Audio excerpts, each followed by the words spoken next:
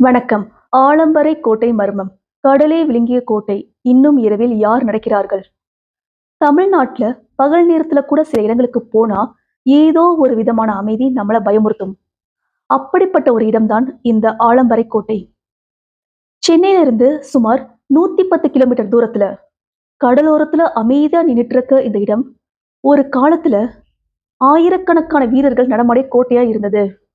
ஆனா இன்னைக்கு உடைஞ்ச சுவர்களும், காற்று அடிக்கும் சத்தமும், கடல் அலையின் ஓசையும் மட்டும்தான். ஆனா இங்க ஒரு கேள்வி. ஏன் இந்த கோட்டை இப்படி சிதிலமா மாறிடுச்சு? ஏன் சூரியன் மறைந்த பிறகு உள்ளூர் மீனவர்கள் கூட இந்த இடத்துல நீண்ட நேரம் இருக்க விரும்ப மாட்டேங்கிறாங்க? இந்த கதையை கேட்டா கடைசி வரைக்கும் வீடியோவை ஸ்கிப் பண்ண கூட முடியாது. வரலாறு என்னன்னு பார்க்க ஆரம்பிப்போமா? நாம இப்ப பார்க்கிற இந்த உடைந்த சுவர்கள் சாதாரண கட்டிடமே கிடையாது. 17ஆம் நூற்றாண்டின் இறுதியில் கட்டப்பட்ட இந்த கோட்டை பின்னர் ஆற்காடு நவாப் தோஸ்த் அலிகான் ஆட்சி காலத்துல முக்கிய கடலோர கோட்டையாக வளர்ந்து நின்னது. இது வங்காள விரிகுடாவை ஒட்டிய ஒரு துறைமுகமாகவும் செயல்பட்டு வந்தது. அந்த காலத்துல இந்த துறைமுகத்துல இருந்து உப்பு, நெய், ஜரி துணிகள், இன்னும் பல பொருட்கள் வெளிநாடுகளுக்கு கப்பலில் அனுப்பப்பட்டதாம். கோட்டைக்குள்ள குதிரை லாயம், காவல் கோபுரம், பொருட்கள் வைக்க பெரிய கிடங்குகள் எல்லாமே இருந்திருக்கு. அந்த காலத்துல இது ஒரு சின்ன ராஜ்யம் மாதிரி இருந்திருக்கு. பிரெஞ்சுக்காரர்களுக்காக பரிசு, அதுக்கப்புறம் இந்திய வரலாற்றையே மாற்றிய சம்பவமும் நடந்துச்சு. பிரெஞ்சு தளபதி டூப்ளே கொடுத்த ராணுவ உதவிக்காக இந்த கோட்டை பிரெஞ்சுக்காரர்களிடமே ஒப்படைக்கப்பட்டது. அதுக்கு அப்புறமா கோட்டை முழுக்க பீரங்கிகள், வீரர்கள், காவலர்கள் எப்பவும் பாதுகாப்புல இருந்திருக்காங்க. ஆனா அந்த அமைதி நீண்ட நாள் கூட நீடிக்கல. ஒரே நாளில் எல்லாம் மாறி போச்சு. 1760இல் பிரிட்டிஷ் படைகள் தாக்குதல் நடத்தினாங்க. கடுமையான போருக்கு பிறகு கோட்டை கைப்பற்றப்பட்டது. அதுக்கப்புறம் அந்த கோட்டையை மீண்டும் யாரும் பயன்படுத்த முடியாத மாதிரி பெரும் பகுதியை இடிச்சு போட்டுட்டாங்க. அந்த நாளோட ஒரு பிரம்மாண்ட நகரத்தோட வாழ்க்கையே முடிஞ்சு போயிடுச்சு. கடலும் விடவில்லை.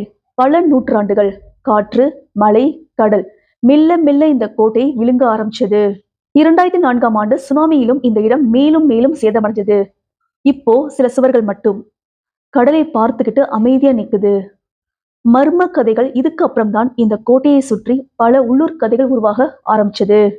மாலை நேரத்துக்கு பிறகு உடைஞ்ச சுவருக்கு நடுவுல யாரோ நடந்து போற மாதிரி சத்தம் கேட்கும்னு சிலர் சொல்றாங்க.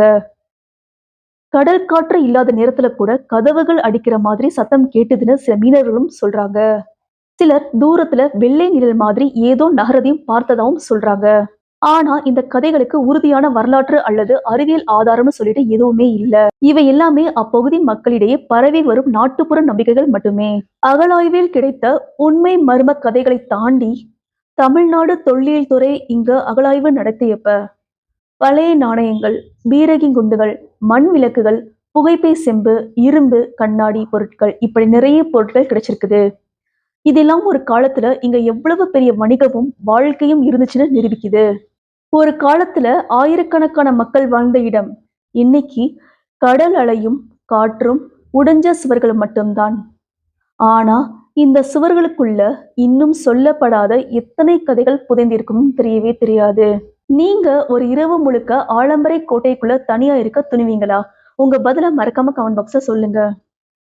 இப்படி தமிழ்நாட்டோட மறைக்கப்பட்ட மர்ம வரலாறுகளை ஒரு கதை வழியா தெரிஞ்சுக்கிறதுக்கு கண்டிப்பா லைக் பண்ணுங்க, ஷேர் பண்ணுங்க, சப்ஸ்கிரைப் பண்ணுங்க. பெல் ஐக்கான மறக்காம கிளிக் பண்ணிக்கோங்க. Thank you so much for watching.